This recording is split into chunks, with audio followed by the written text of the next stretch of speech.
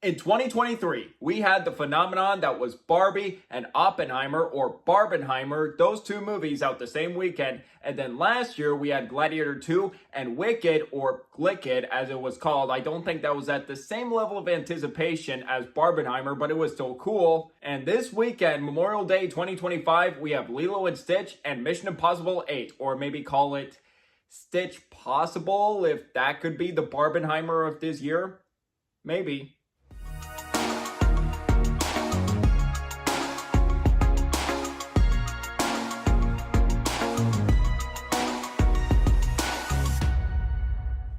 Hey movie buffs, I'm Jack Benner, and welcome to my review of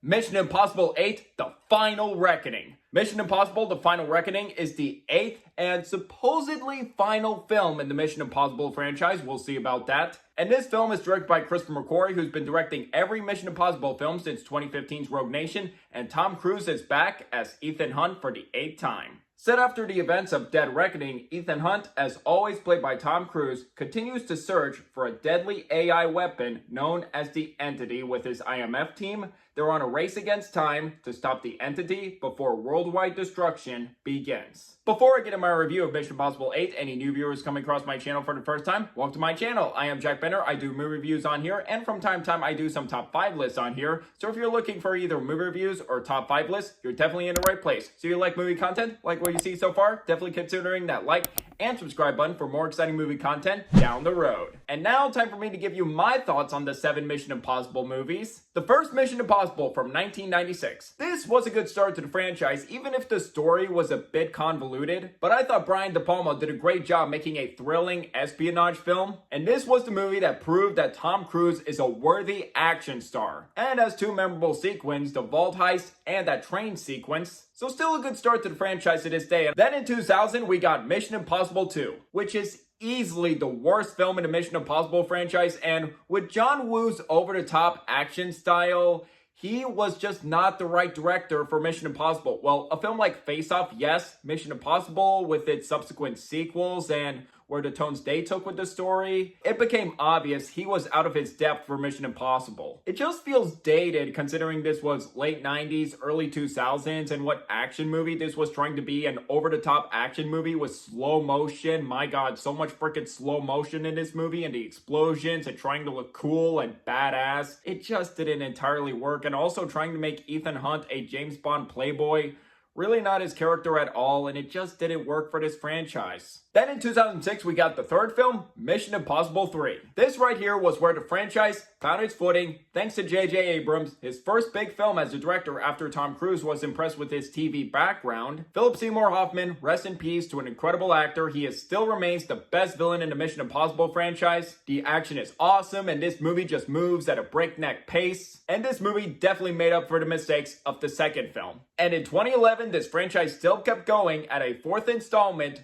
Ghost Protocol, whereas 3 found its footing. Ghost Protocol kicked into high gear. And Brad Bird's direction here was stellar after coming off an animation background with The Iron Giant, 2 Pixar movies with The Incredibles and Ratatouille, and he just took this franchise to incredible new heights. I still think it's the funniest Mission Impossible movies. It's consistently riveting, and I also liked in this movie not all the equipment worked. And I feel like that just added more tension and urgency to the film. It has a great team dynamic, not just with Tom Cruise back as Ethan Hunt, who remains greatest ever, but Jeremy Renner, Paula Patton, and Simon Pegg are all excellent here. And of course, the action here is spectacular, some of the best in the entire franchise. And all I can say is, that Burj Khalifa sequence, my god, just still remains one of the most insane stunts from this franchise. Every time I rewatch that stunt, my palms always sweat. My god, just on location, practical,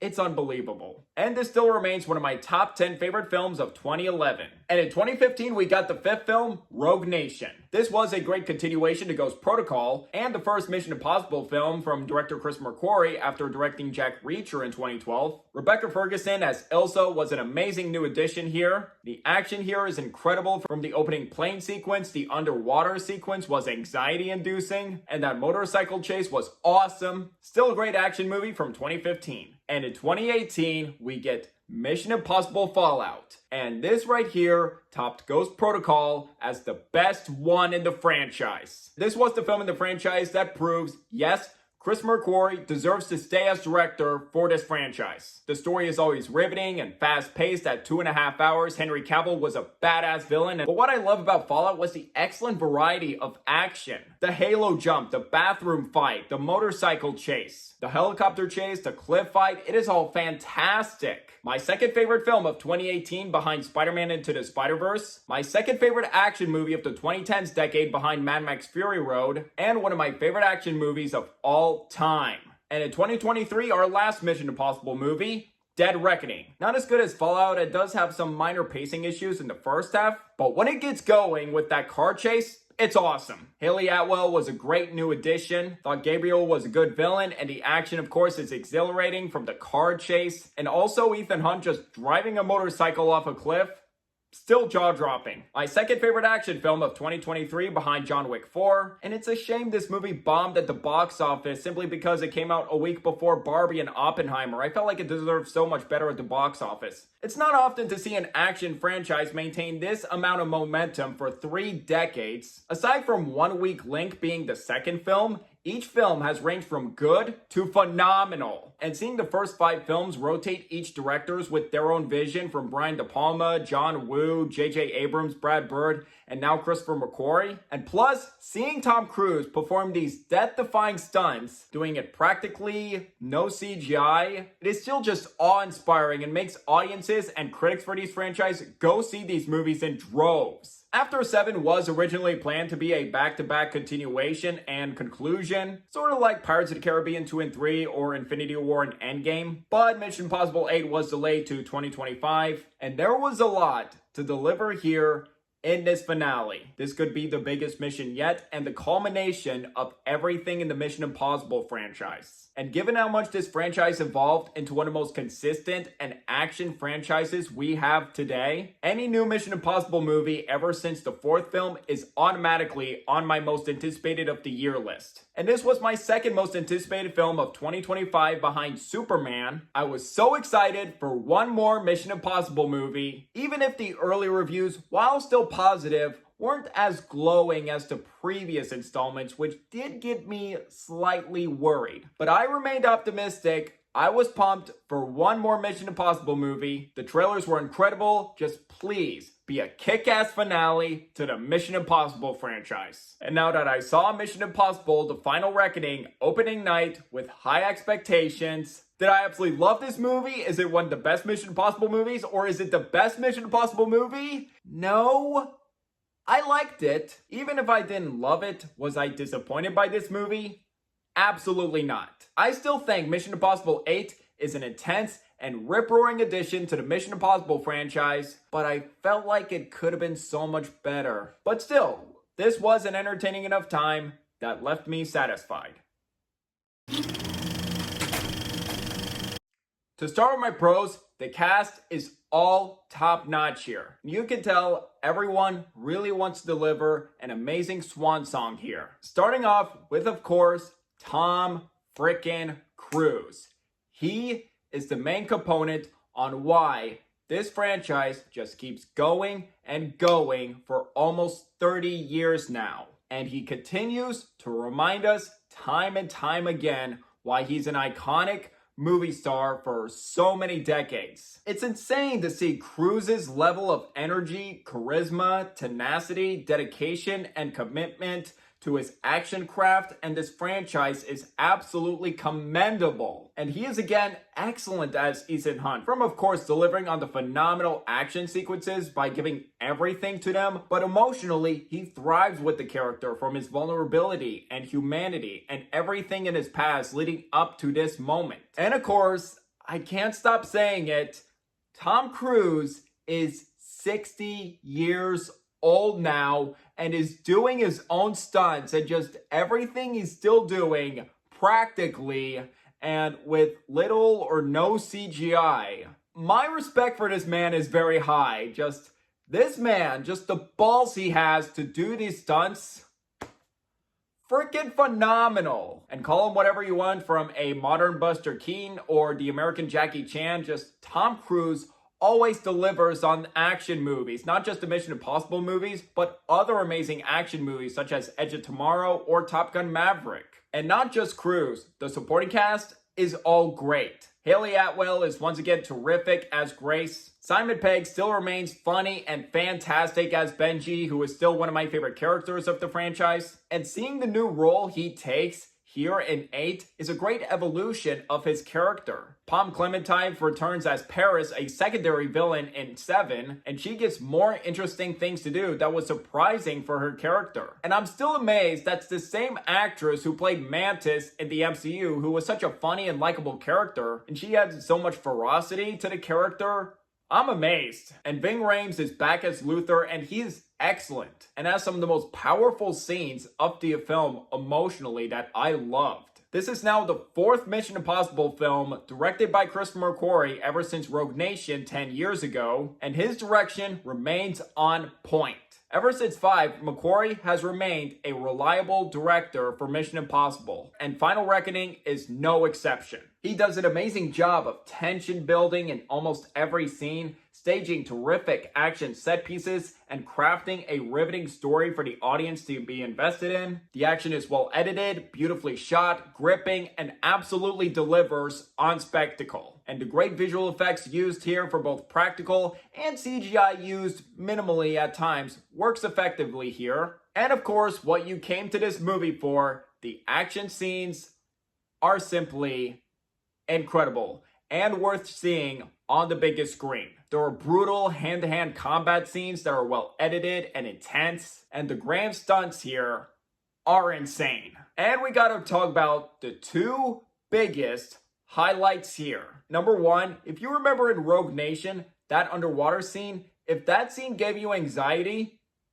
wait until you see Final Reckoning, because there is a scene where Ethan Hunt goes in a submarine. That entire sequence, my God, my heart was pounding. It is so heart pounding and anxiety inducing, just how claustrophobic it made me feel. And it just builds and builds tension as it goes on. And that entire time watching that sequence, I was like, this is going on for so long, and yet I don't mind. I'm in awe. Cruise, you madman! And then we get to probably the biggest stunt highlighted in the marketing, the biplane sequence. Just as soon as that action scene begins, I was like, oh boy, here it comes. Here's the big stunt. That entire sequence was marvelous at being thrilling. It's rip-roaring, the camera work is fantastic, and my palms were just sweating throughout that entire action sequence. And it will remind you again how much of a badass action star Cruise is. And as for the story in this movie,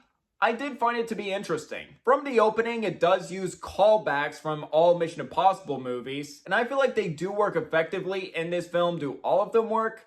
Maybe not all of them. There was maybe like 1 or 2 that did feel a bit forced, but it never felt like pandering. It felt more like a culmination of everything. And as for the story in this movie, I did find it to be an engaging, high-stakes story. I wanted to see where this movie would go, what twists would happen, what would happen with these characters if they would succeed on this dangerous mission. Plus with some emotional beats that do work in the story. And early on, something happens to one character in the film. I felt sad, and the emotional beats do work effectively in this movie as well. Now, Lauren Balfe did not return to compose for this movie. We have 2 different composers. I'll put their names right here. But props to them. They delivered another great score here yet again.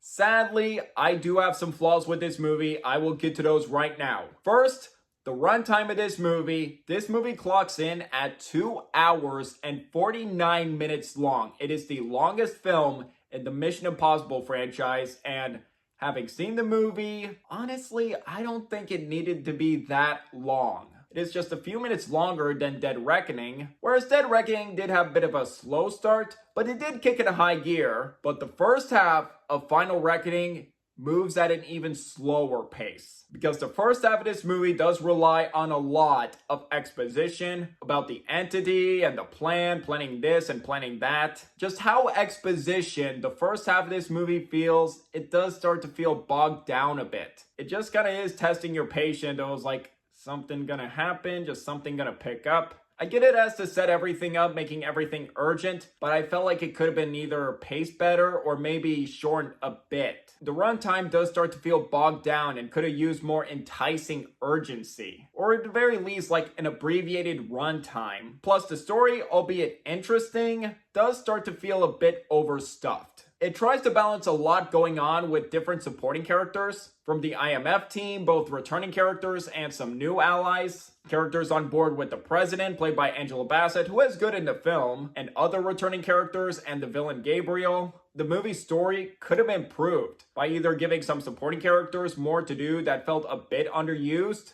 or just find another way to properly balance everything. And as for my next issue, let's talk about Gabriel.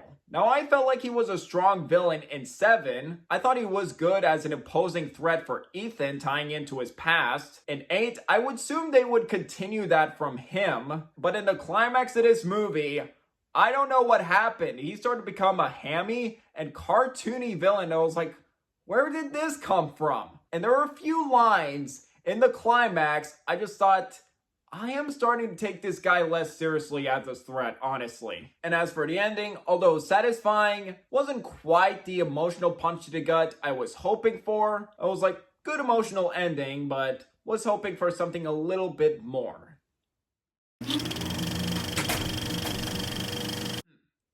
To sum up, despite its lengthy runtime and the story does feel a bit overstuffed, Mission Impossible 8: The Final Reckoning still succeeds as an intense, thrilling, and exhilarating addition to the Mission Impossible franchise. With top-notch performances, strong direction, engaging story, and of course, spectacular action scenes that are worth seeing on the biggest screen with the best sound system. Definitely go see this movie this weekend. I'm looking forward to hearing your thoughts if you're a Mission Impossible fan. Even if I don't think this movie is as good as the 4 previous installments, I still think it's an entertaining action movie to go see at the movies this summer, even though I felt like there was a lot to be desired here. If this is truly the final Mission Impossible film for now, either they want to end the franchise here, or maybe be the last one with Tom Cruise as Ethan Hunt. I'd say this was a solid one to go out on.